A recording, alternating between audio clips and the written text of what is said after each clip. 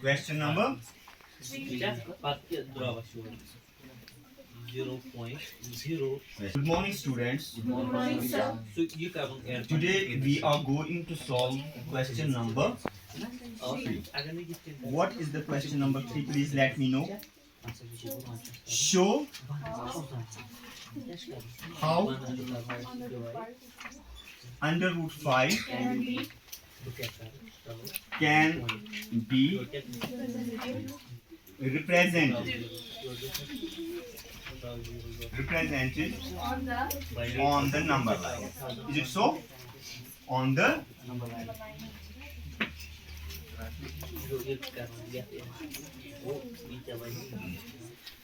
show how under root 5 can be represented on the number line. Most of the students find this question difficult, but actually it is not so. It is too easy for words. It's too easy for words on condition that you know the basic fundamentals of the subject. So today I am going to teach you how you people will be able to represent under root 5 on the number line. Okay? Let's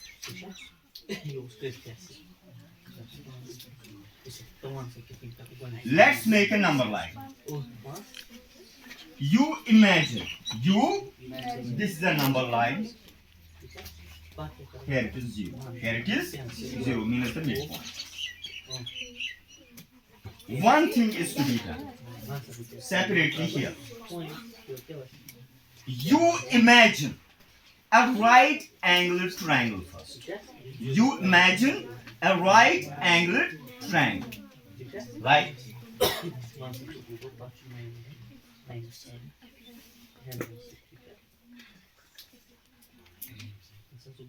You may name it also A, B, where it is O, or whatever. A, B, O. It's a right angled triangle, isn't it? Right angled at what? B. Right angled at B. Here it is 90. Right angled triangle. You imagine there is some triangle which is right angled triangle. This is the base of the triangle. This is called perpendicular, and this side is known to be as hypotenuse. Is it so? Let us suppose the base of the triangle is 2 units. 2 units. And perpendicular of the triangle, let it be 1 unit. Let it be 1. Okay? We know the two sides of the triangle. We know the two sides of this triangle. That is OB and AB. Base and perpendicular. How can we find the third side of this triangle? That's quite easy. Just remember Pythagoras theorem. Just remember, what does the Pythagoras theorem say? It says hypotenuse square is equal to perpendicular square plus base square, or base square plus perpendicular square. That's not going to make any big difference here. So we know the two sides of the triangle, OB and AB. What is the hypotenuse of this triangle? We don't know. We don't know about this. So in order to know the third side of the triangle or the hypotenuse of the triangle, we have to apply Pythagoras theorem. And what is the Pythagoras theorem? Hypotenuse square is equal to perpendicular square plus base square. You try to memorize this theorem once for all, for good, forever. Only then you will be able to understand such problems. So hypotenuse square is equal to perpendicular square plus base square. What is the hypotenuse? We don't know. So let it be as it is. Hypotenuse square. What is the perpendicular? AB. plus 0 That is 1. 1 unit means 1 square. What is the base of the triangle? What is the measure? What is the measure of the base of the triangle? That is 2 units. Implies 2 square. So it gives hypotenuse square is equal to 1 square implies 1 needs to be multiplied twice. So it becomes something like 1 1s are 1 plus 2 square means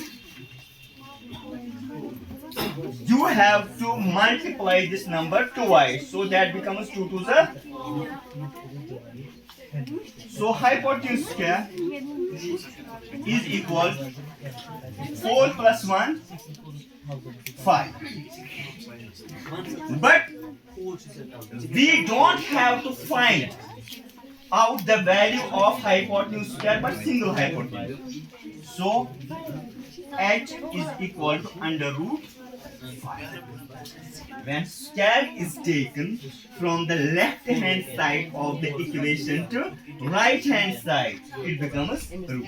So under root 5. Now we know the hypotenuse of this triangle also. Did you understand it up to here? Do you want me to explain it again? So we imagined this situation. Okay? Now the same is to be applied here also. We have a right angle triangle and we knew it is 2 sides.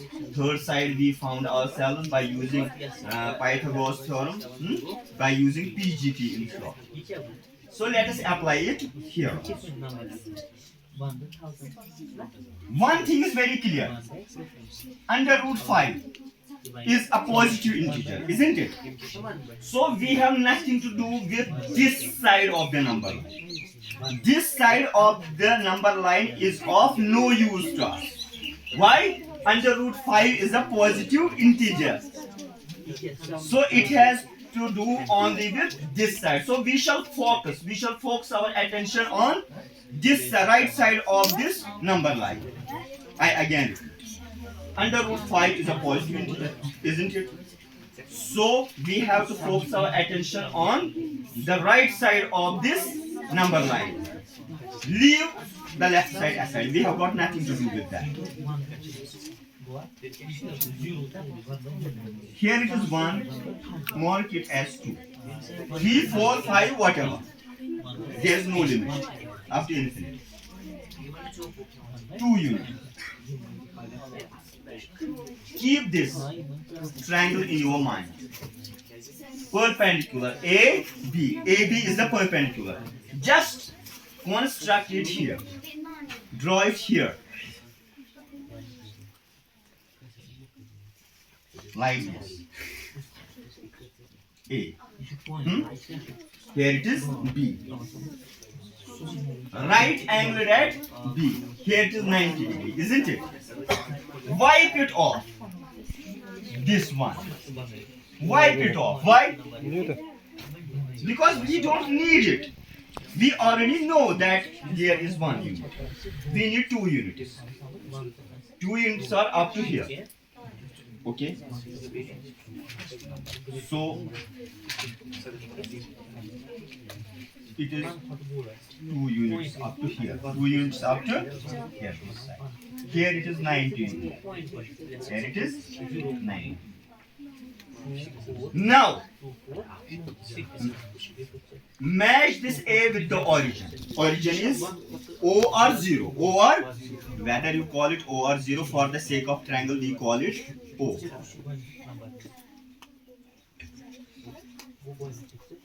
Like this. Okay? 2 units, 1 unit. Okay? 1 unit. And what is the measure of the hypotenuse? We have already found that under root 5.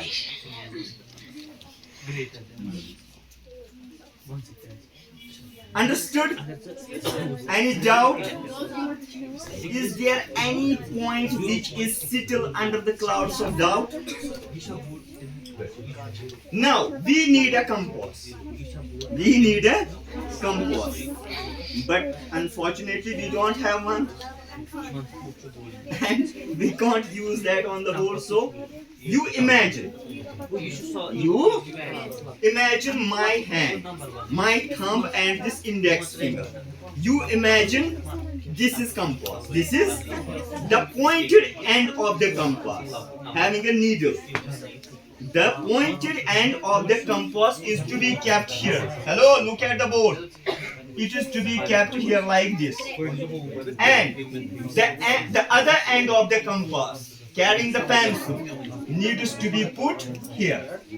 And then draw it like this. Do you have a compass at your disposal? Do you have a compass with you? So remember, you just consider my hand is compass. This thumb I use instead of the pointed end of the compass. So keep it here.